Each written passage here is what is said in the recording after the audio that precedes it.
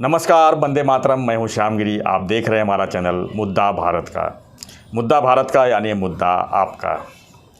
आज का हमारा मुद्दा है, आज का हमारा विषय है हमारे उप मुख्यमंत्री की पत्नी अमृता फडणवीस जी की कुछ वक्तव्य। अमृता फडणवीस जी ने एक कार्यक्रम के दौरान कहा है कि मोदी जी जो है राष्ट्रपिता हैं और महात्मा गांधी भी राष्ट्रपिता हैं। दोनों राष्ट्रपिता कैसे होंगे, इसी पर हम चर्चा करेंगे हमारे सहयोगी अनिल थत्ते जी से। थत्ते जी, जो वक्तव्य है अमृता फडणवीस जी का, उसके बारे में ज़रा बताइए कि कब उन्होंने कहा है और किस तरह कहा है। नागपुर में एक संस्था है, उन्होंने एक अभिरूपण न्यायालय, मतलब जनता की अदालत जो रहता है उसी के धरती पे, मतलब उसी के क्या बोलते हैं कार्यक्रम में किया। और उसमें अभिरूप न्यायालय में उनको पूछा कि जब मोदी जी की बहुत बड़ी जीत गुजरात में हुई तो आपने जो अभिनंदन का ट्वीट किया उसमें आपने उनको राष्ट्रपिता बोला। तो उसने जानबूझकर थोड़ा सा उसको मिस्चिफ ही करना था पूछने वाले को। तो उसने बोला तो राष्ट्रपिता तो कहा जाता है महात्मा गांधी जी को, तो आपने इनको कैसे राष्ट्रपिता कह दिया? क्या एक राष्ट्र के दो राष्ट्रपिता हो सकते हैं क्या? ऐसा उन्होंने सवाल पूछा। अभी ऐसा है कि अमृता जी जो हैं वो बुद्धिमान, प्रतिभावान, कलावान और एक गुणवान, ऐसी परिपूर्ण परफेक्ट वुमन, वो एक सेलिब्रिटी की तरह दिखने लगी है। हाँ, मतलब हर जगह कार्यक्रम में। और हाँ, नहीं, सेलिब्रिटी तो है ही, वो अपने अधिकार से है। मगर कैसे है ना, वो रेमंड का एक आता है ना, द कंप्लीट मैन। यस, वैसे मैं बोलूँगा द कंप्लीट वुमन। यस, क्योंकि वो गाने में भी है, मतलब कला में भी है, साहित्य में भी है, ट्वीट उसके जो है उसकी दखल ली जाती है, एक पर्सनैलिटी है उसकी। और वो पर्सनैलिटी हिप्नोटिक पर्सनैलिटी है कि जहाँ वो जाती है वहाँ छा जाती है। यस, उनका एक अलग रुतबा रहता है, एक अलग और उसका उनके रुतबे की एक मैं खासियत ये बताऊँ आपको कि वो सेलिब्रिटी है, मगर फिल्म स्टार लोगों का सेलिब्रिटी होना और उसका सेलिब्रिटी होना फ़र्क है। जी, मैं कई दिनों से उनके जितने भी परफॉर्मेंस या तो प्रेजेंटेशंस टीवी पे आते हैं, मीडिया में आते हैं, सोशल मीडिया में आते हैं, तो एक उनका फ़ैन क्लब भी है जी, अमृता जी फडणवीस फ़ैन क्लब। मैं उसका मेंबर भी हूँ। और मैंने हमेशा उनका हर एक कंट्रीब्यूशन देखा है। अभी एक याद ताज़ा करता हूँ कि अभी हाल ही में फडणवीस साहब के घर में गया था, तो अमृता जी भी वहाँ थी।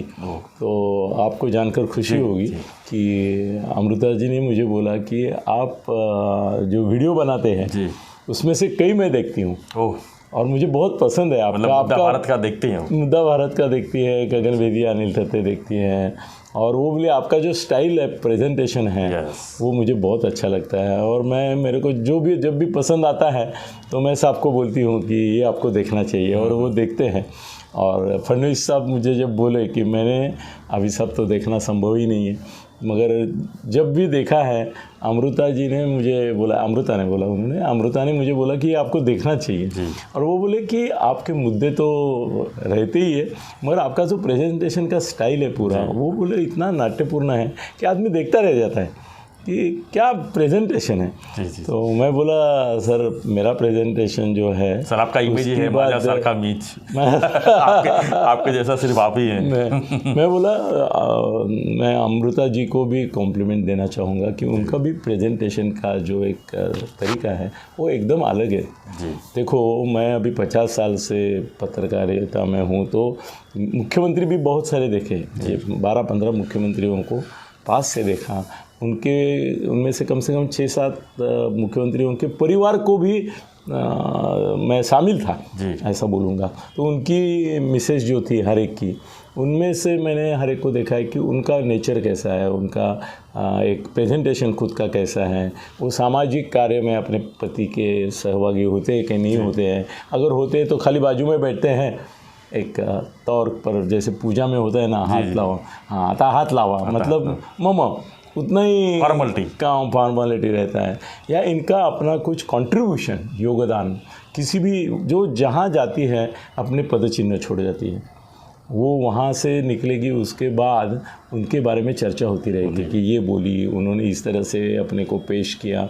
और मेरे ख्याल से इस प्रकार का रुतबा, करिश्मा बोल सकते हैं, वो अमृता वहिनी के पहले मैंने शालिनी पाटिल जो वसंत दादा की पत्नी थी उनमें देखा था।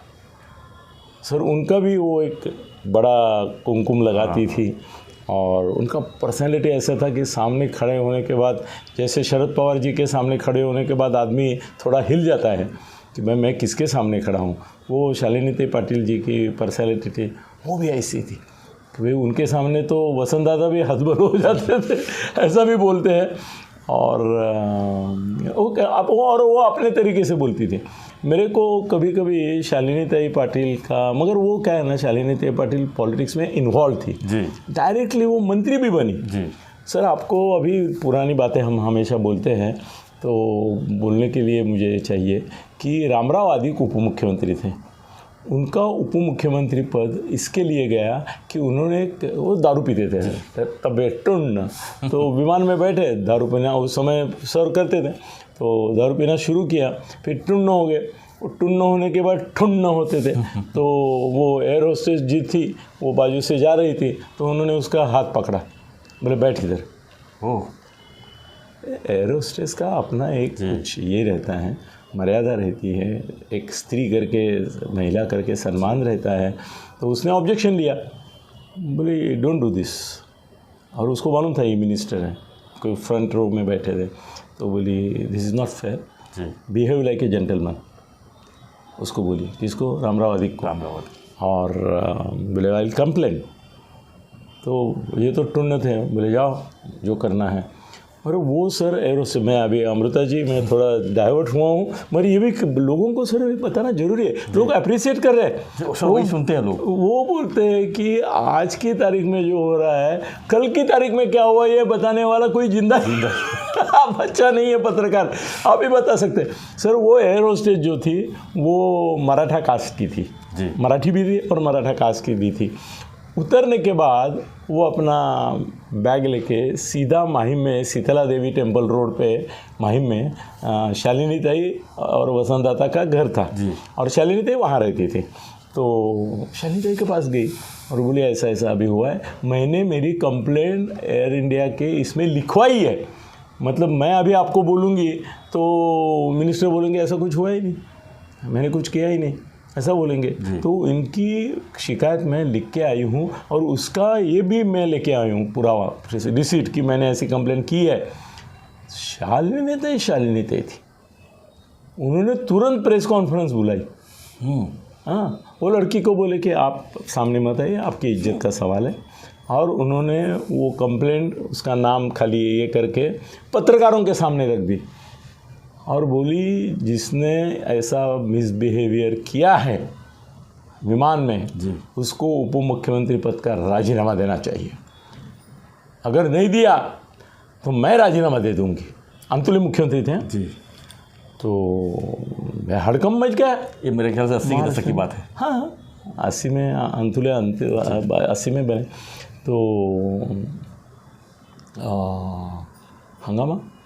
और अंतुले साहब को आदि को हटा नहीं था, मौका मिल गया। उन्होंने बोला कि भाई अभी बहुत मीडिया में इतना ये हुआ है तो आप रिसाइन करो, और आदिक साहब का रेसिग्नेशन आ गया। रेसिग्नेशन देना पड़ा उनको।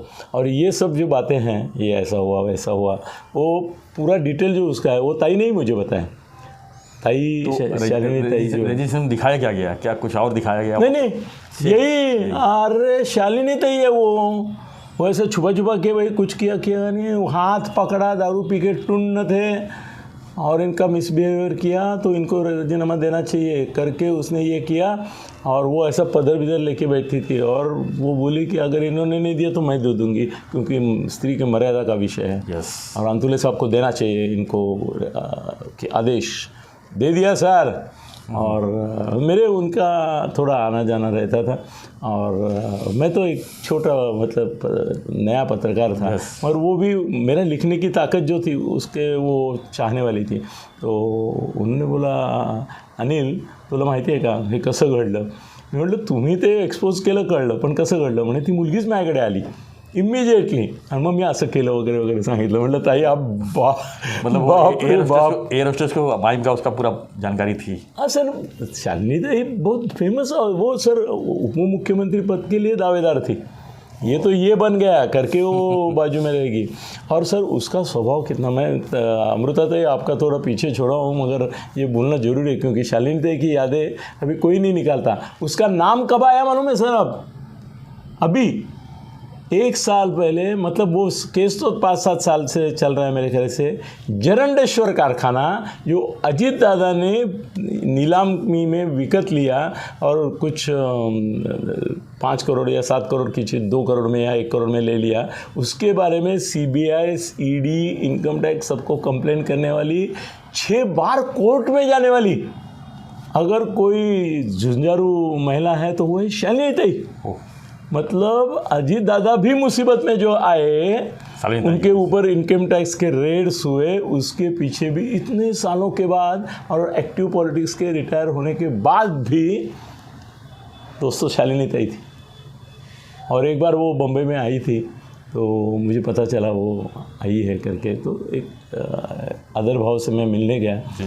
मैं बोला खाली उम्र ने आपको थोड़ा ये कर दिया है और आपका जो तेज है आज भी वही है. और मुझे एक ही बात उसमें हुई कि वसंत दादा का निधन होने के कारण उनका जो बिंदिया थी सर, वो बिंदिया सूरज की तरह चमकती थी. और वो बिंदिया और उसकी आँखों का, शालिनी ताई की आँखों में ऐसी ताकत थी सर, किसी के और वो देखेगी ना तो हिल जाएगा अंदर से, झूठ नहीं बोल पाएगा उनके सामने, ऐसी ताकत थी. बहुत तेजस्वी, ऐसी तेजस्वी महिला मंत्री जी.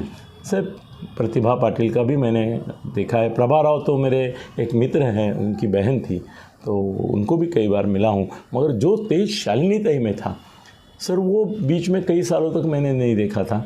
वो मैंने अभी अमृता वहिनी में देखा. जी. वहिनी बोलना उनके लिए मुझे अच्छा लगता है.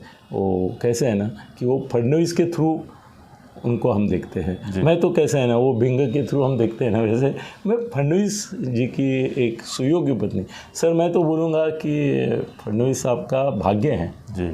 सर, फडणवीस जी की खुद की पर्सनैलिटी है, उनका भी एक ऐसा करिश्मा है, एक ग्लैमर है सर, ग्लोरी है, एक डिसेंसी है. और जहाँ भी वो खड़े हो जाते हैं, वो लाइन वहाँ से शुरू हो जाती है, वैसा जहाँ भी वो खड़े हो जाते हैं तो ऐसा लगता है एक दीपस्तंभ खड़ा है. एक कोई ऐसा फ्रेंड फिलोसोफर गाइड बोलता हूँ मैं उनका, शिंदे साहब का, उनको सर उनके बोलने के बाद या उनके बोलना के लिए खड़ा रहने के बाद सामने वाला 10 बार सोचता है कि अभी मेरी बजेगी. उनके पास सर कोई बड़ा सुप्रीम कोर्ट का वकील जैसे रहेगा वैसे मुद्दे रहते हैं जी. और कोई भी कुछ भी हो उसके लिए वो जिस तरह से अभ्यास करते हैं सर. विरोधी पक्ष नेता आज तक शरद पवार, छगन भुजबल, नारायण राणे, इनके जैसा विरोधी पक्ष नेता सिर्फ फडणवीस.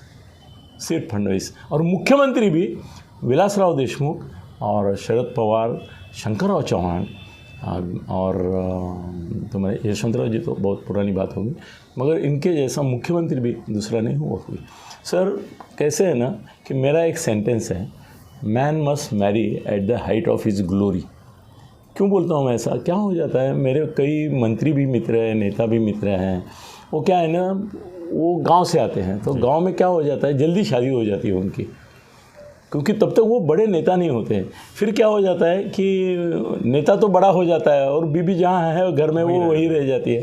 फिर उसको साथ में लेना भी उनको कभी कभी अनिच्छा हो जाती है, ऐसा लगता है कि ये मेरे को मैच नहीं है, तो लेके नहीं जाते हैं. सर अपनी बीबी को एक उसको भी रिस्पेक्ट देके, दर्जा देके सुशील कुमार शिंदे जी लेके जाते थे.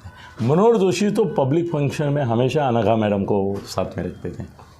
शरद पवार भी जहाँ हो सके सर, प्रतिभा ताई उनके जीवन का एक अविभाज्य अंग रहता था.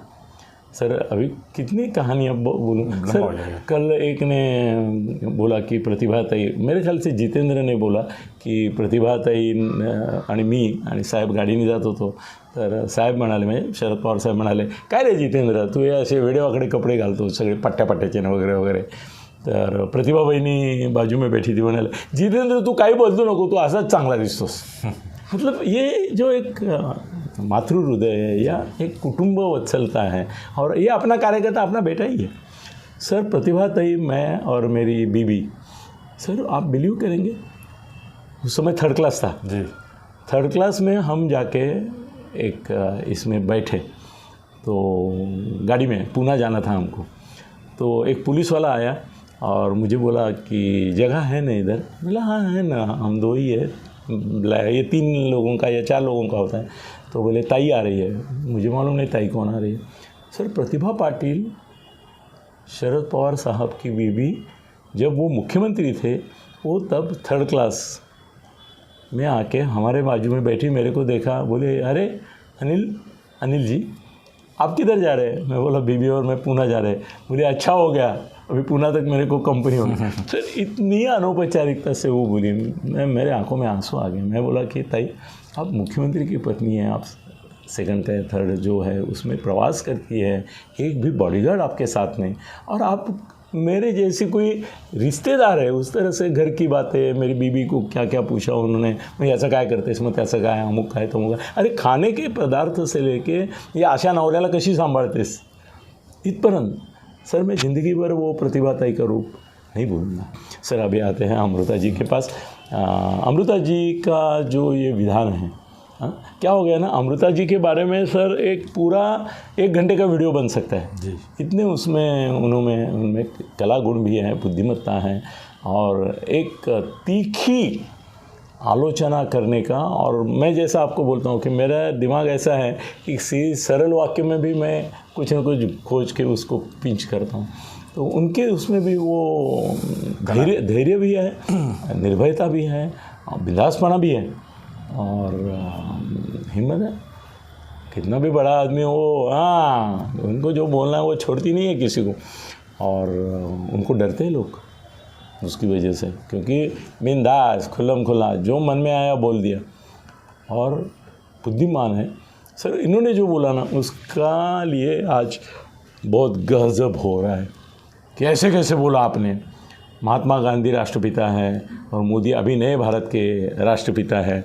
ऐसे 2 राष्ट्रपिता, एक आदमी या एक राष्ट्र के 2 राष्ट्रपिता हो सकते हैं क्या, अमुक तमुक वगैरह वगैरह वगैरह.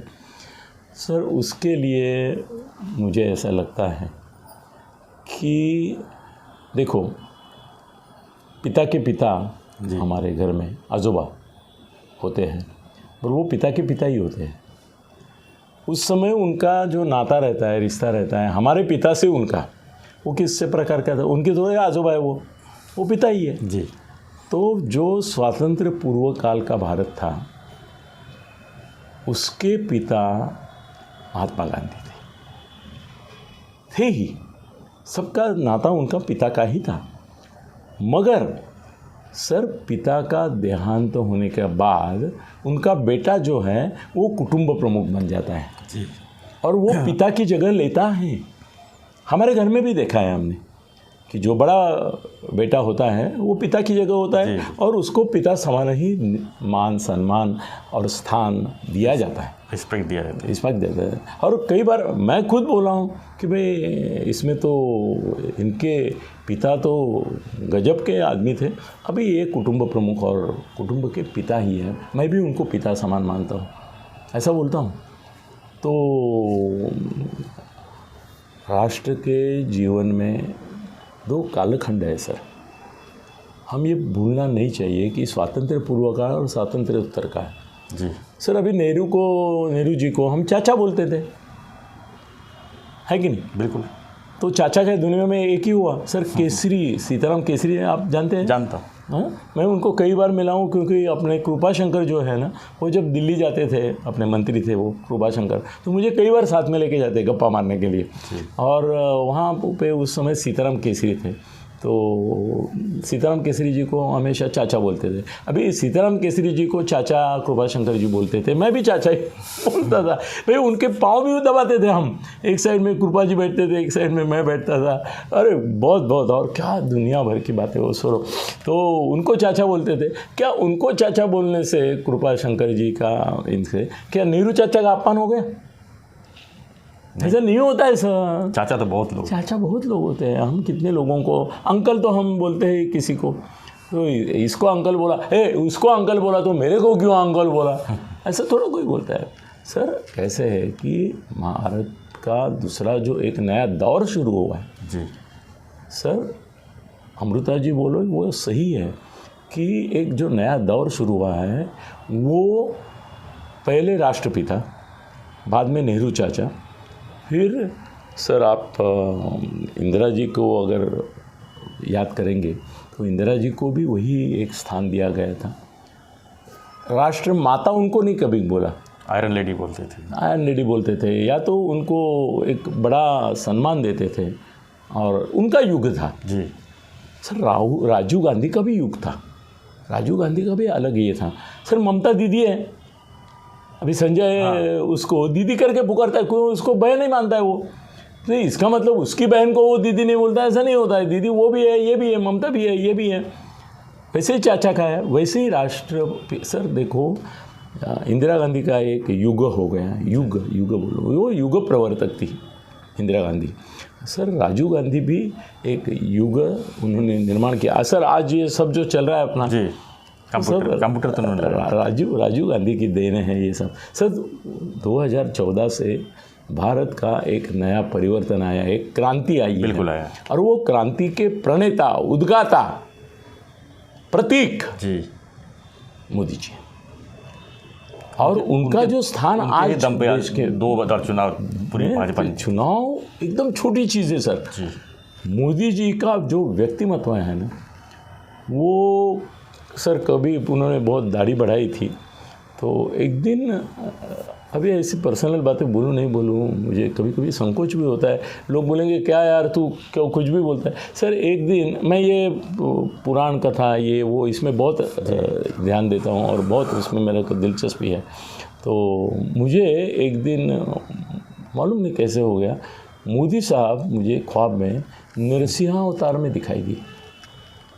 मतलब वो ऐसे बैठे थे, वो उनकी दाढ़ी बीड़ी ये वो, और ऐसा कुछ था सामने। अभी वो क्या एग्जैक्टली था, वो क्या था मैंने देखा नहीं। नरसिंह अवतार में उन्होंने क्या किया था वो मुझे मालूम है, मगर भक्त प्रहलाद उसके पिता, उनको उन्होंने ये किया था। अभी वो उनके हाथ में कोई, मगर मुझे वो पूरा नरसिंह अवतार के रूप में देखा। मैं जाग गया, मैं बोला नर और सिंह, ये सिंह भी है ना। तो वो सर अभी आम जनता में जाइए, अभी गुजरात में लोगों ने क्या बोला, हमारे मोदी क्या बोले, ये मेरा बनाया हुआ गुजरात है जी, ये मेरा बनाया, ये मेरा कुटुंब है, ये मेरी फैमिली है, ये फैमिली का मैं कुटुंब प्रमुख। तो दादा बन गए, बाबा बन गए, और पिता भी बन गए। तो इसमें कोई गलती नहीं है सर। और एक चीज़ बोल के मैं ख़त्म करता हूँ। मेरे आपने जो लगाया हुआ टाइमर है उसके ऊपर ध्यान हमेशा रहता है सर।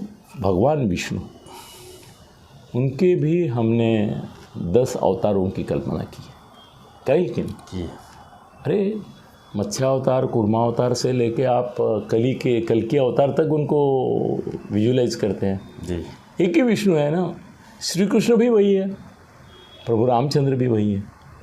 तो एक अवतार हर एक बार उन्होंने हर एक युग में, त्रेता युग में, सत्य युग में, इसमें उसमें लेते रहे। अभी कलयुग चालू है, कलिका अवतार की प्रतीक्षा हम कर रहे। तो कल अगल किसी ने बोला कि भाई जो 10वां अवतार के हम प्रतीक्षा कर रहे थे जी, नाम नहीं लेंगे वो अवतार आ गया। और आप नॉस्टरडैम पढ़े? नहीं पढ़ी नहीं पढ़ा सर। नॉस्टरडैम की भविष्यवाणी में उसने ये लिखा है कि 2010 के बाद भारत में वो अवतार होगा।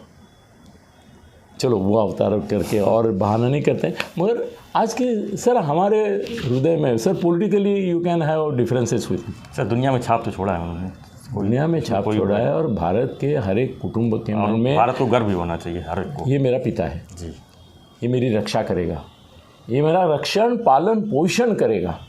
सर पिता खाली रक्षण करता नहीं होता है, वो पालन करता भी होता है, पोषण करता भी होता है। वो मुझे हमेशा वो 2 हाथ जो है ना LIC के जी, आयुर्बीमा और उसके नीचे जो लिखा है ना, मैं मेरी बेटी को भी जब पत्र लिखता हूँ तो उसके ऊपर ये चिन्ह डालता हूँ स्ट्रेस करके और लिखता हूँ योगक्षेमम वहाम्यहम्। मैं तुम्हारा योग और योगक्षेम का सुरक्षितता का और सुखरूपता का ध्यान रखूँगा। और ये जो जैसी बुझे नहीं इसके लिए 2 LIC की ये है। सर ये हमारे मोदी जी जो हैं वो हमारे पिता ही, तो अमृता जी ने जो बोला वो सही है। और अमृता जैसी बुद्धिवान, प्रतिभावान, गुणवान, कलावान, ऐसी परिपूर्ण स्त्री, the complete man, the complete woman, no doubt वही बोल सकती है ये हिम्मत करके। और अमृता जी अभिनंदन आपका, आपने सही बोला है। यहाँ है अमृता जी, अमृता जी यहाँ है। अमृता जी अभिनंदन, दिल से अभिनंदन, आपने सही बोला है। और आज तक आपने जितने ट्वीट किए हैं उसके बारे में अलग अलग टाइम पे मैंने अलग अलग ओपिनियन व्यक्त किए हैं। मैं आज बोलता हूँ कि आपने हमारे पूरे भारतवर्ष के अंदर जो आवाज़ थी, भाई लोग ढूंढ रहे थे कि हम इस महान व्यक्ति को, मोदी जी जैसे, क्या करके पुकारे, क्या करके उनको देखे। आपने लोगों को एक दृष्टिकोण दे दिया कि वो राष्ट्रपिता महात्मा गांधी थे। सर आपने महात्मा गांधी का ये मान्य करना ऋण, ये भी बड़ी बात है जी, क्योंकि संघ परिवार और बाकी जो बीजेपी है वो उस तरह से महात्मा गांधी जी को राष्ट्रपिता नहीं मानते सर, या मानते हैं तो भी लोगों के डर से मानते हैं। मगर आपने दोनों को जो सम्मान दिया है उसके लिए आपका मन से, दिल से अभिनंदन। और आपके ऊपर एक पूरा 1 घंटे का वीडियो बनाऊंगा मैं। आज इतना ही सर आपको बोलता हूँ कि महाराष्ट्र की राजनीति में 2029 में जी, शालिनी पाटिल के बाद एक और स्त्री महारानी झांसी की लक्ष्मीबाई की तरह, तारा रानी की तरह चमक उठेगी और पूरे महाराष्ट्र में एक अपना अलग व्यक्तित्व की पहचान छोड़ेगी। राजनीति में बोल रहा हूँ महाराष्ट्र की, वो होगी अमृता फडणवीस। धन्यवाद सर। धन्यवाद जी। तते जी चर्चा कर रहे थे हम कि अमृता फडणवीस के महात्मा गांधी को राष्ट्रपिता और मोदी जी को भी राष्ट्रपिता, इसी पर हम चर्चा कर रहे थे, इसी पर एनालिसिस कर रहे थे। तो बहुत सुंदर एनालिसिस किया थत्ते साहब ने और पूरे व्याख्या उन्होंने निकाली कि किस तरह से मोदी जी को भी राष्ट्रपिता कहा जा सकता है।